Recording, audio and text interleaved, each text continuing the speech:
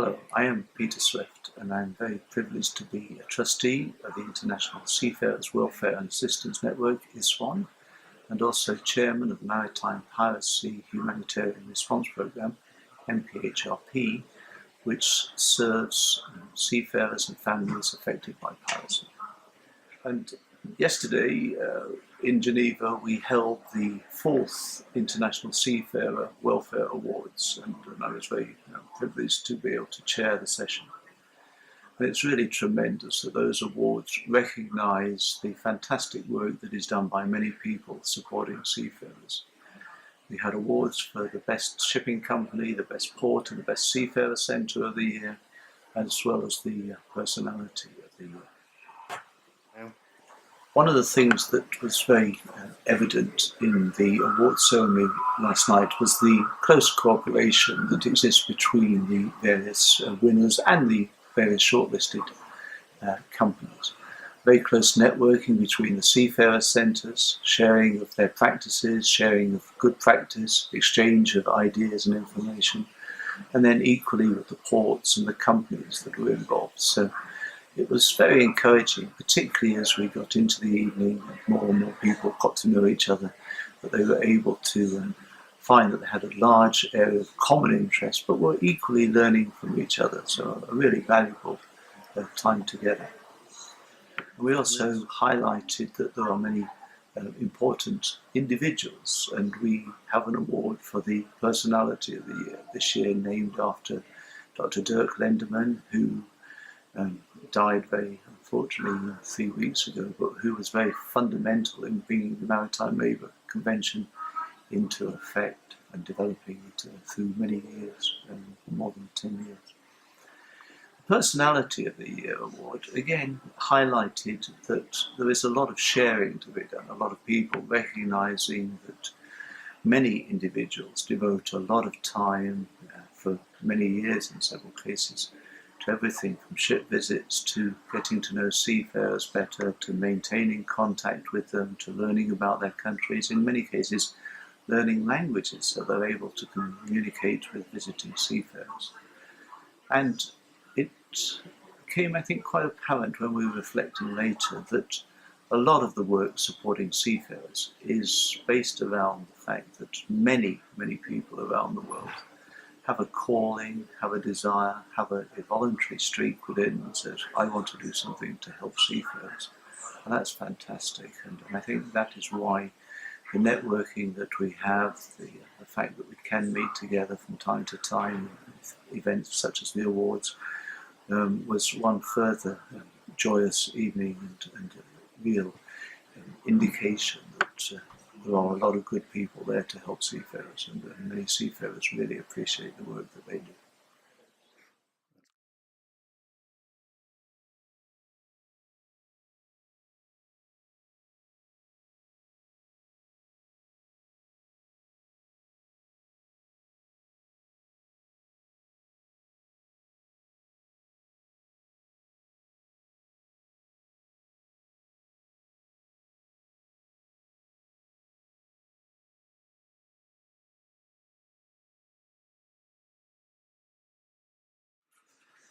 Hello, I am Peter Swift and I'm very privileged to be a trustee of the International Seafarers Welfare and Assistance Network, ISWAN, and also chairman of the Maritime Piracy Humanitarian Response Programme, MPHRP, which serves seafarers and families affected by piracy.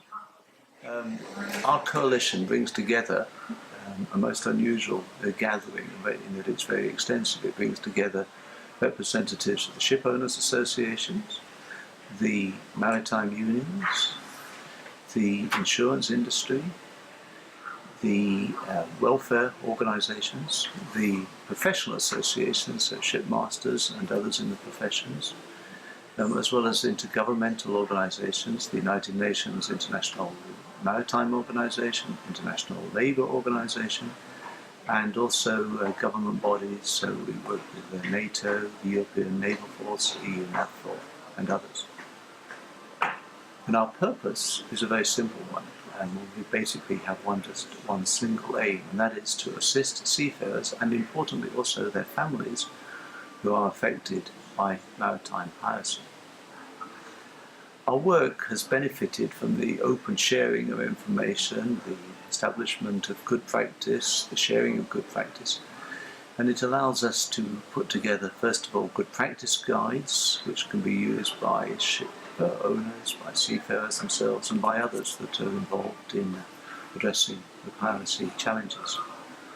In turn, from those good practice guides, we've been able to establish training programs, which again, for companies, for seafarers themselves, and for those that are responding to the effects of piracy, so first responders, the welfare organisations, the unions, the ship and port inspectors.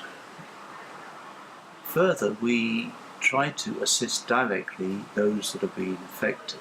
So seafarers that may have concerns about sailing into the pirate-infested waters around the world, and there are about 500,000 a year, so about 1/3 of the seafarers, world seafarers, each year do sail in pirate waters. And equally their family are concerned as well. So the level of concern varies, and some are really quite blasé about it. They know that they're going on well-protected ships, they may have armed guards, they may be in a low-risk area.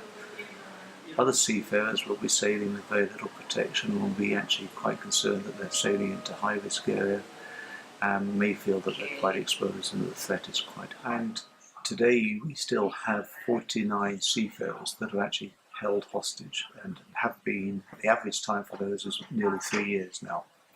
Some have been held for 3.5, nearly 4 years, some just over 2 years. Those 49 are all ashore. They were on 4 different ships that have over time either sunk, been beached, or the ship has been released, but some of the seafarers have been detained. In reality, there are virtually no negotiations. There may be a little contact with the pirate group, but there's no effective negotiation ongoing for those seafarers. So we are working directly and with governments and with other charities to try to provide support for the families. In many cases, they're not paid, so they've got large debts that are accumulating, lots of worry, of course, as to whether they'll ever see their particular family member return home. So we work very closely with the families of those seafarers. Equally, we work with those agencies, government bodies and others who may be able to assist in securing their release. Very difficult task, but we are nevertheless trying to do our little bit to assist those processes. So the work is a big one. Those that have returned, many are fine, many get new jobs, but not everybody. Several of the seafarers are still in debt because they weren't paid while they were away when they were held hostage. Many of them return with medical problems, mostly physical, 1 or 2 cases mental problems, just having been through the trauma of being held. And so besides the recovery from those problems, they also find that they have family problems, family stresses that have resulted from the separation and then trying to return to normality. Stresses that result from what will be the position in the future. They may not want to go back to sea, their families may not want them to go back to sea, but as breadwinners, perhaps they have no other alternative career, and that inevitably creates quite a few stresses within the family.